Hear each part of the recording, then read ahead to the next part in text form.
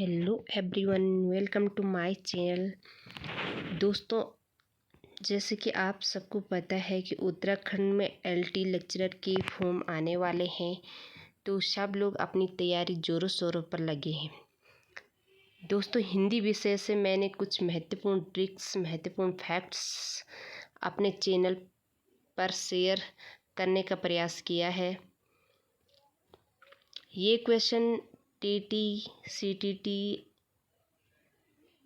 LT, सीटीएट जितने भी paper होते हैं जिनमें हिंदी पूछी जाती है, हिंदी कंपलसरी होती है, तो उन सब पेपरों की दृष्टि से महत्वपूर्ण है। इनमें मैंने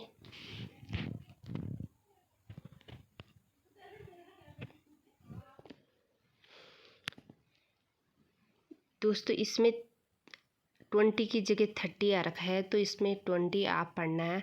20 क्वेश्चन मैंने आदिकाल के जो महत्वपूर्ण है वो शेयर किए हैं।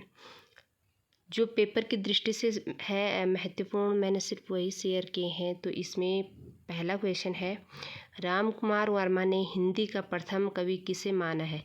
दोस्तों, ये वो क्वेश्चन है जो बार बार पूछे जाते हैं और जिनकी आगे आने की संभावना भी बहुत बनती है।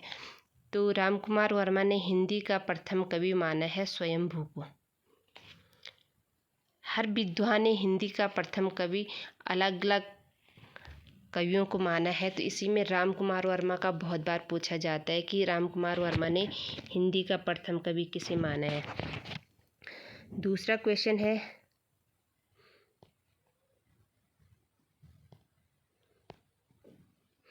अपभ्रंश भाषा का वाल्मीकि तथा व्यास, इसमें दो है। अपभ्रंश भाषा का वाल्मीकि तथा व्यास किसे कहा जाता है।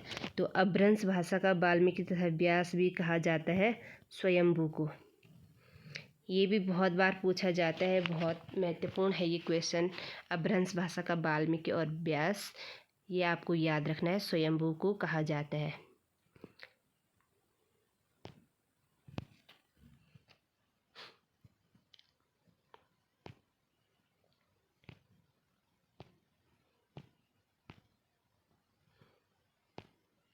दोस्तों, तीसरा क्वेश्चन है, स्वयंभू के ग्रंथ पौमचर्यू में किसका चरित्र विस्तार से वर्णित है। ये क्वेश्चन पेपर की दृष्टि से बहुत महत्वपूर्ण है। बार बार ये पूछा जाता है कि पौमचर्यू जो ग्रंथ है स्वयंभू का, उसमें किसका चरित्र का वर्णन उन्होंने किया है। तो ये किया है राम जी का, श्री राम का चरित्र का वर्णन उन्होंने अपने पौमचर्यू में किया है। तो ये भी काफ़ी महत्वपूर्ण है, पूछा जा सकता है, तो इसको भी आपको याद करना है। चौथा क्वेश्चन है, हिंदी का बहुभूति किसे कहा जाता है। अभी देखो आगे क्या पूछा गया था कि वाल्मीकि किसे कहा जाता है, और यहाँ पूछा गया है कि हिंदी का बहुभूति किसे कहा जाता है। तो ये आपने याद रखना है कि हिंदी का बहुभूति पूष्य दंत को कहा जाता है। हिंदी का बहुभूति किसे कहा जाता है, पूष्य दंत को कहा जाता है।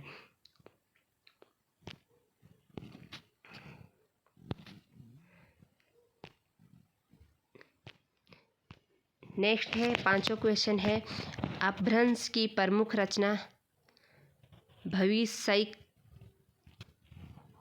कहा। इसमें कुछ मिस्टेक हो रखी है, भविष्यिक कहा है, ये भविष्यिक कहा की रचना किसने की। तो ये है धनपाल की रचना भविष्यिक कहा।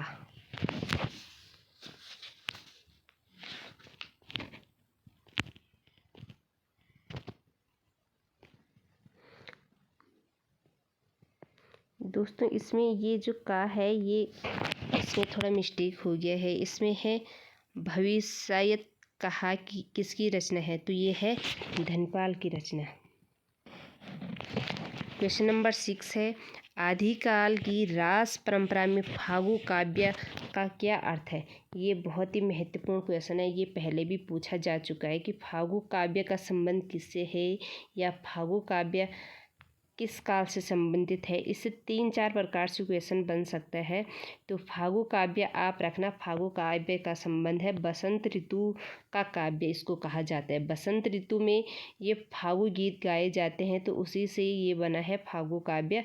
बसंत ऋतु से इसका संबंध है, ये आपको याद रखना है।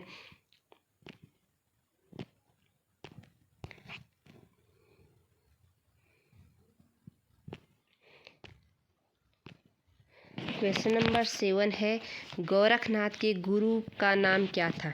दोस्तों ये भी गोरखनाथ बहुत महत्वपूर्ण गुरु हुए, इनसे भी हमेशा एक न एक क्वेश्चन जरूर बनता है। और ये क्वेश्चन भी पहले कई पेपरों में पूछा जा चुका है कि गोरखनाथ के गुरु का नाम क्या था। तो गोरखनाथ के गुरु का नाम मत्स्येंद्रनाथ था, ये आपको याद रखना है। गोरखनाथ के गुरु का नाम क्या था, मत्स्येंद्रनाथ। ये क्वेश्चन टीटी सीटीटी में बार बार पूछा जाता है, बहुत बार ये क्वेश्चन रिपीटेड भी होता है कि गोरखनाथ के गुरु का नाम क्या था। तो गोरखनाथ के गुरु का नाम था मत्स्येंद्रनाथ, ये आपको याद रखना है। नेक्स्ट है, गोरखनाथ के जो 14 ग्रंथ थे प्रमाणिक ग्रंथ, गोरखनाथ के 14 ग्रंथों को प्रमाणिक मानकर उनके संपादन गोरखवाणी नाम से किसने किया। गोरखनाथ के जो 14 प्रमाणिक ग्रंथ थे तो उनका संपादन गोरखवाणी नाम से किसने किया। ये क्वेश्चन बहुत महत्वपूर्ण है। तो ये किया था पीतम्बर दत्त बड़थुआल ने। ये किसने किया था, पीतम्बर दत्त बड़थुआल ने। ये भी बहुत महत्वपूर्ण क्वेश्चन है, ये भी बार बार पूछा जाता है कि गोरखवाणी नाम से किसने संपादन किया। तो ये पीतम्बर दत्त बड़थुआल ने। नेक्स्ट क्वेश्चन है, नाथों की संख्या कितनी मानी गई है। ये क्वेश्चन भी सीधे सीधे पूछा जाता है कि नाथों की संख्या कितनी मानी जाती है। तो नाथों की संख्या मानी जाती है 9। इनको नवनाथ कहा जाता है, नवनाथ। क्वेश्चन नंबर 10 है, आचार्य रामचंद्र शुक्ल ने हिंदी का प्रथम महाकवि किसे माना है।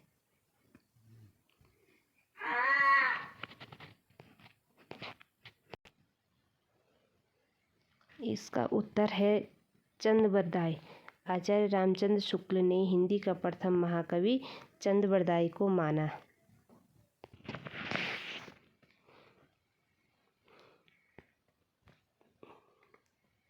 दोस्तों ये क्वेश्चन भी बहुत बार पूछा जाता है कि पृथ्वीराज रासो किसकी रचना है। ये बहुत इजी क्वेश्चन है, ये तो सबको आना चाहिए कि पृथ्वीराज रासो किसकी रचना है। पृथ्वीराज रासो है चंद्रवरदाई की। चंद्रवरदाई की बहुत फेमस रचना है पृथ्वीराज रासो। लेकिन जो इससे टफ क्वेश्चन बनते हैं वो है क्वेश्चन नंबर 12, पृथ्वीराज रासो में कितने छंदों का प्रयोग किया गया है। इस टाइप से यहाँ से क्वेश्चन बनते हैं कि पृथ्वीराज रासो में कितने छंदों का प्रयोग किया गया है।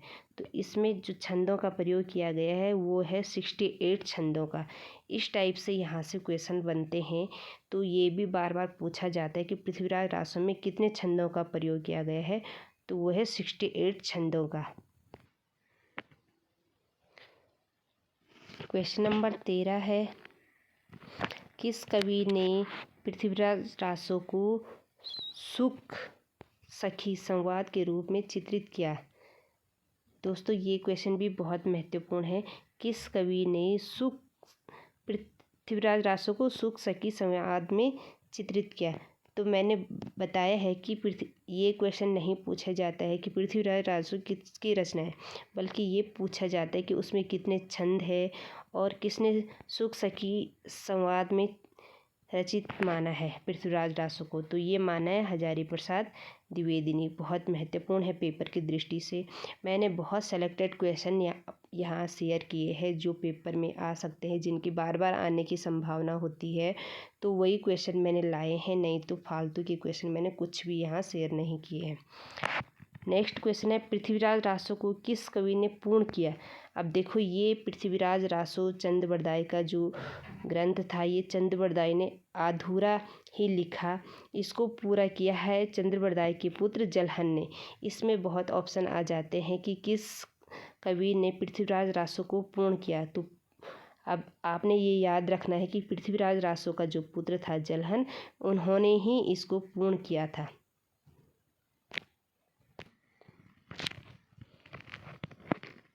दोस्तों बढ़ते हैं नए क्वेश्चन की तरफ। क्वेश्चन नंबर 15 है, हिंदी में सर्वप्रथम बारहमासा का वर्णन किस कृति में किया गया है। अब ये क्वेश्चन भी बहुत महत्वपूर्ण है कि बारहमासा वर्णन किस कृति में किया गया है। तो ये किया गया है नरपति नाहल कृत बीसल देव रासो। अब देखो इस टाइप से क्वेश्चन अब आता नहीं है कि बीसल देव रासो किसकी कृति है। ये बहुत इजी सा क्वेश्चन बनते हैं। तो थोड़ा अगर परीक्षा का पैटर्न टफ बनाया जाता है तो उसमें उससे अंदर क्या चीज़ें हैं तो उससे रिलेटिव क्वेश्चन बनाए जाते हैं। तो इसमें है बारहमासा, ये याद रखना है बारहमासा का वर्णन किस कृति में किया गया है। तो ये आपको याद रखना है बीसल देव रासो में बारहमासा का वर्णन किया गया है। नेक्स्ट क्वेश्चन है, आला उदल नामक दो सरदारों की वीरता का वर्णन किस रासो ग्रंथ में मिलता है। अब है ये आला उदल नामक दो सरदार। आला उदल बहुत ही वीर सरदार हुए, उनकी वीरता का वर्णन किया गया है जगनी कीर्त परमाल रासो में। अब इससे आपके दो क्वेश्चन तैयार हो रहे हैं। एक तो है कि परमाल रासो किसकी कीर्ति है, तो वो है जगनी की। अब इस परमाल रासो को आला खंड भी कहते हैं। यहाँ से इस टाइप से भी क्वेश्चन बन सकता है कि आला खंड किस कीर्ति को कहा जाता है, तो वो है परमाल रासो को। दोस्तों क्वेश्चन नंबर 17 है, विद्यापति के गुरु का नाम क्या था। विद्यापति के गुरु का नाम क्या था, तो इसका आंसर है पंडित हरिमिश्र। अब दोस्तों ये क्वेश्चन विद्यापति से रिलेटेड बहुत बार आता है कि विद्यापति मैथिल कोकिल किसे कहा जाता है, तो विद्यापति। लेकिन उसके गुरु का नाम भी पूछा जाता है कि उसके गुरु का नाम क्या था, तो उसके गुरु का नाम आपको याद रखना है पंडित हरिमिश्र। नेक्स्ट क्वेश्चन है विद्यापति से रिलेटेड कि विद्यापति दरबारी कवि थे, यानी विद्यापति किसके दरबारी कवि थे, तो विद्यापति थे राजा शिव सिंह और राजा कीर्ति सिंह के दरबारी कवि थे विद्यापति। तो यहाँ से इस टाइप से भी क्वेश्चन बनता है।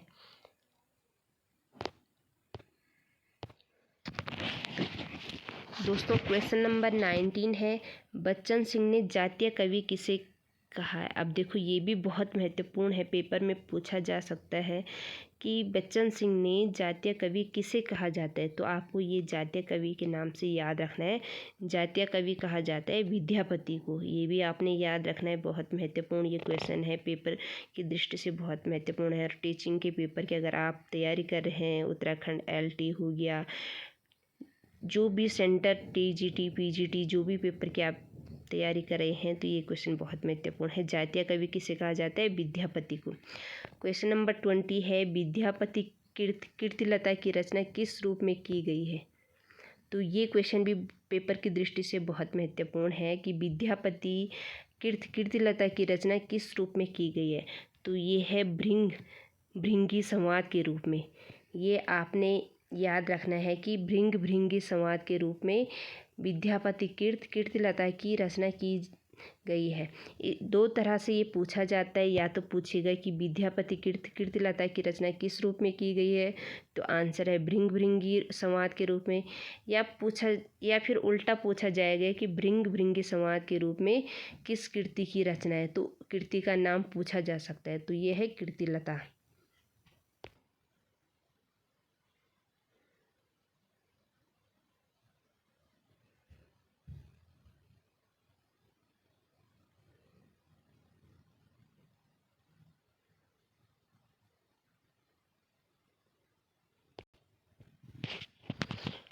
दोस्तों अब अंत में आपके लिए होमवर्क है कि ये रचना किस कवि की है।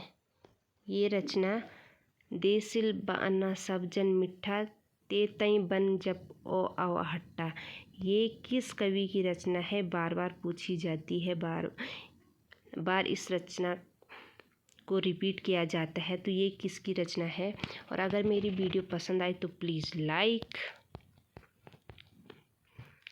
And subscribe my channel.